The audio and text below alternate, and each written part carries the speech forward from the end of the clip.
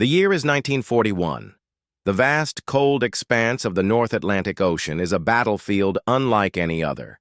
It is a war fought not on land, but in the crushing depths and on the unforgiving surface of the sea. The fate of Britain, and indeed the entire Allied war effort, hinges on a single vital artery, the shipping lanes that deliver food, fuel, and munitions from the Americas.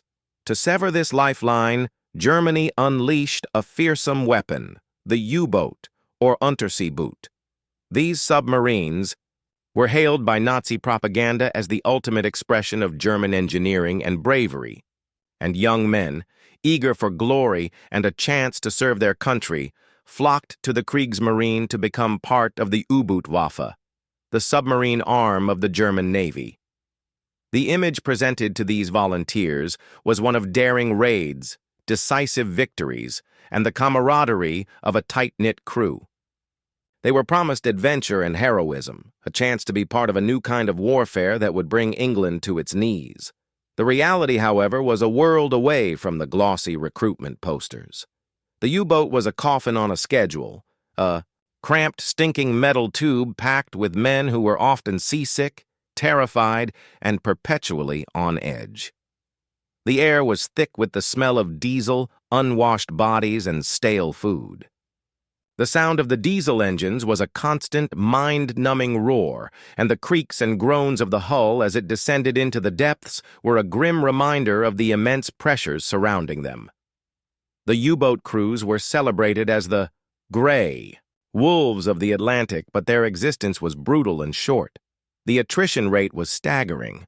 By the end of the war, a horrifying statistic would emerge. Approximately 75% of all U-boat crewmen who went to sea never returned.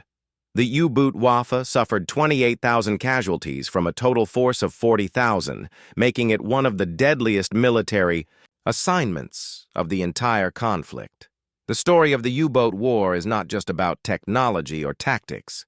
It is a human tragedy on a massive scale, a testament to the courage of men who faced almost certain death in the service of a doomed cause. The U-boat's initial successes in the early years of the war, a period known as the Happy Time, were due to a number of factors. The Allies were ill-equipped and unprepared for the scale of the U-boat threat. Their ships were slow, their convoys poorly organized, and their anti-submarine warfare (ASW) tactics were rudimentary. U-boats, operating in wolf packs, would surround a convoy and attack at night, using the cover of darkness to their advantage. Their primary weapon, the torpedo, was devastating, and their ability to submerge offered a temporary sanctuary. However, the tide began to turn, and a series of technological and tactical innovations would spell the end for the U-boat's dominance. The Allies, spurred by the existential threat to their supply lines, poured immense resources into combating the U-boat menace. Key among these was the development of high-frequency direction finding, HFDF, code-named Huff Duff. This technology allowed Allied ships to pinpoint the location of U-boats when they surfaced to transmit radio messages to their command, making the Wolfpack's coordination a fatal weakness. Another critical development was the refinement of sonar, LastDeck, and the introduction of advanced depth charges. Sonar, which had been in use since the beginning of the war, became more sophisticated and reliable, allowing escort ships to track submerged U-boats with greater accuracy. The new depth charges, especially the Hedgehog and later the Squid, fired ahead of the ship, eliminated the need for the ship to pass directly over the submarine, making it nearly impossible for the U-boat to evade the attack. The introduction of long-range aircraft equipped with radar further cemented the U-boat's fate. These aircraft, operating from new escort carriers, could patrol vast stretches of the Atlantic, hunting down U-boats that had previously been safe from surface ships. A U-boat on the surface was a sitting duck for an aerial attack, and the ability to detect them from the air, even in bad weather or at night, was a game-changer. The once feared U-boats were now the hunted. They were no longer the predators of the deep, but became the prey, pursued relentlessly by a technologically superior enemy that had cracked their codes, tracked their movements, and developed the perfect weapons to destroy them. The once promising future of the WWII had devolved into a desperate, one-sided battle for survival, a battle that most of its crewmen would lose.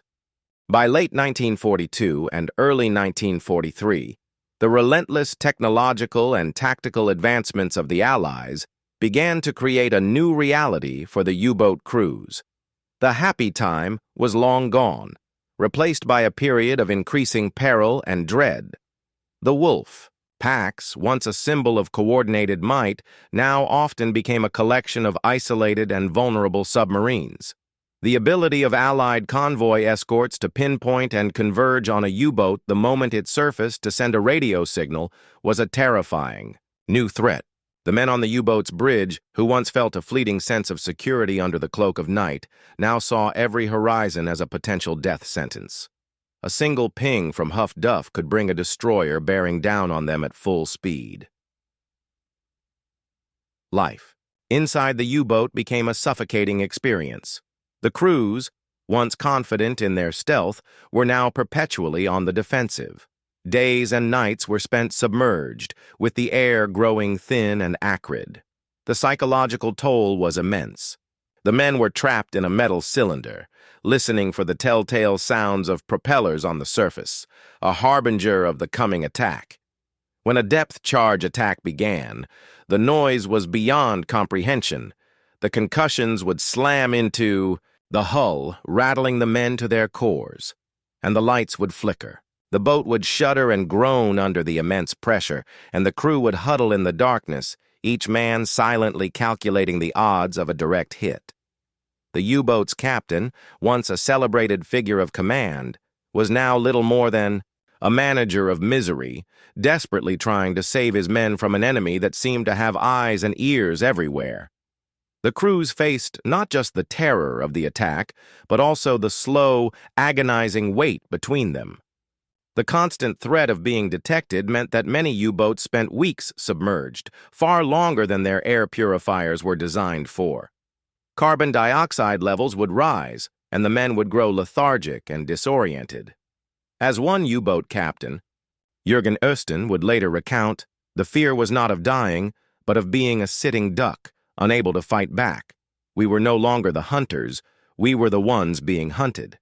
The early, exhilarating victories were a distant memory, replaced by a desperate struggle for survival against an enemy that was now smarter, faster, and more numerous. The turning point in the Battle of the Atlantic arrived in a period so devastating for the WWII that it became known as Black May. In this single month of May 1943, the Allies sank a staggering 43 U-boats, a loss rate that was completely unsustainable. This was the moment when the war for the U-boat crews transitioned from a dangerous assignment to a virtual suicide mission. The Allied mastery of air and sea coordination was now complete. New escort carriers, operating in hunter-killer groups, roamed the mid-Atlantic, the very area that had once been the U-boat's sanctuary.